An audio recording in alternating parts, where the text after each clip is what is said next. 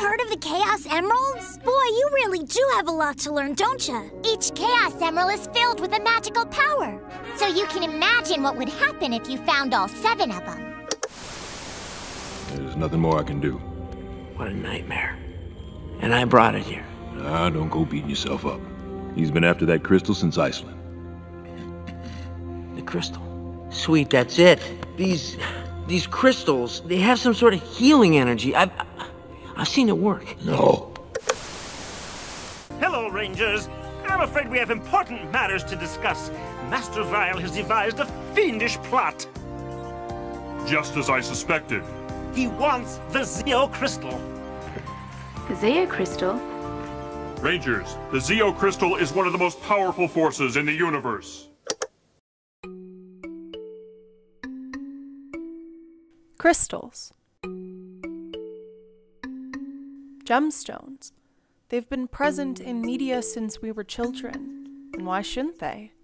People have used crystals, stones, and minerals since the beginning of mankind for tools, jewelry, and medicinal purposes. I'm Susanna Dorfman. I'm an assistant professor in the Department of Earth and Environmental Sciences at MSU. I teach mineralogy here, and my research is concerned with the way minerals change inside the interiors of planets. When I talk about a crystal, that is going to be any solid material where the atoms are in an organized arrangement. So what that means is it's like a tile pattern. You could make a rubber stamp that looks like this set of atoms and repeat it infinitely. So a crystal could be an infinite repetition of these atoms. All of the minerals that we care about on Earth's surface and in Earth's interior are all crystals. A crystal is really, in the chemical level, just an efficient way to arrange atoms.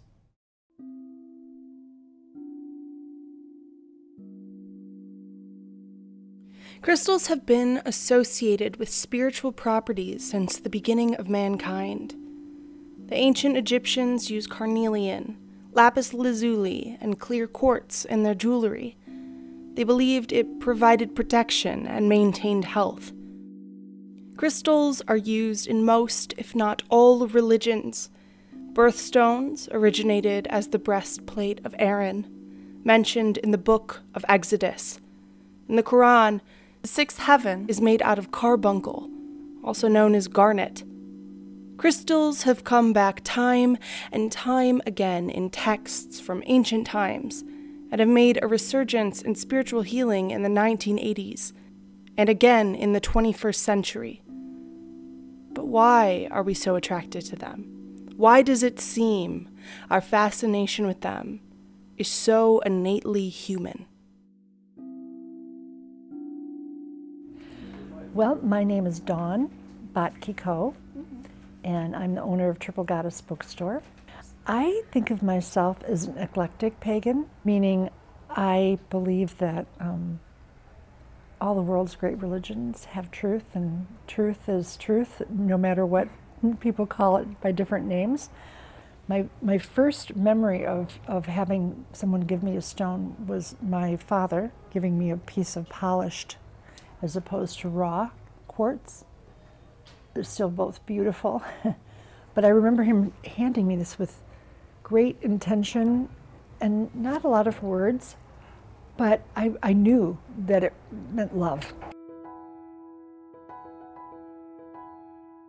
Many people associate different crystals and stones with different energies or different qualities.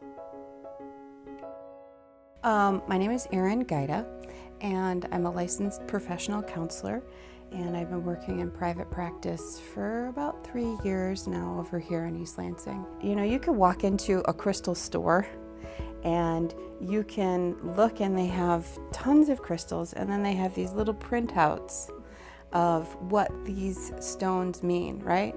So when we feel depleted psychologically in one way or another, we might go and resonate towards a stone that that fulfills that need within us.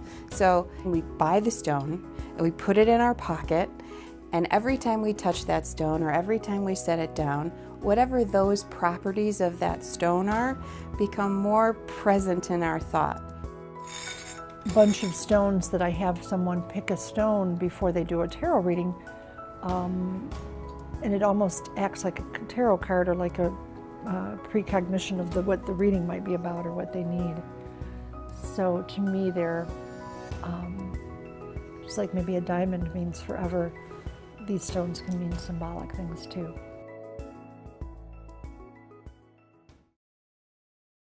As nice as this all sounds, there's real risk of people replacing medical practices with crystal healing, even if there has been no scientific proof that it can cure disease, eliminate toxins, or make you healthier overall. So why invest? What power can they really have? I don't necessarily want to prescribe crystals to somebody who has a serious mental health illness. I would use it as a mechanism to enhance their sense of power about their ability to move through the world. But I certainly do think that there are some really good stones for that. The only real thing that I do in terms of crystals in here is, I have these bowls of little spheres here, and I have a lot of people who will get very anxious or nervous and they're rubbing their hands. And so I'll give them one of these crystals and I'll have them kind of roll it around in their hands because it's sort of a self-soothing mechanism versus somebody itching or somebody fidgeting. It seems like most things in life, semi-precious stones are what you make of them. If having a trinket in your pocket reminds you to be more positive, to try and be more open to others, or work on parts of your life you want to improve, it may be worth your time to keep a shiny little friend around. It's kind of like the placebo effect, and what you believe to be true, your mind kind of can ultimately make happen. I had a sickness.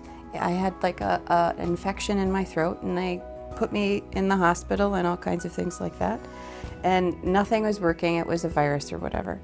And my mom, being who she is, put some turquoise in some cheesecloth and wrapped it around my throat.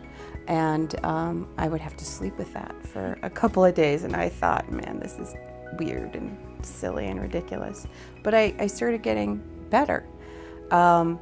Then after I got better and we pulled the turquoise out of the cheesecloth, it had changed color. So it had changed from the beautiful turquoise color into kind of, it had like brownish and yellow in it. So that was like my first experience of like, that's kind of interesting.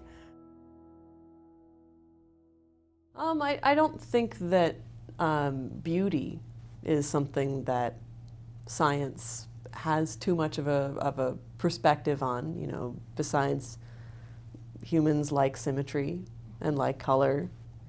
But that doesn't mean you can't enjoy it.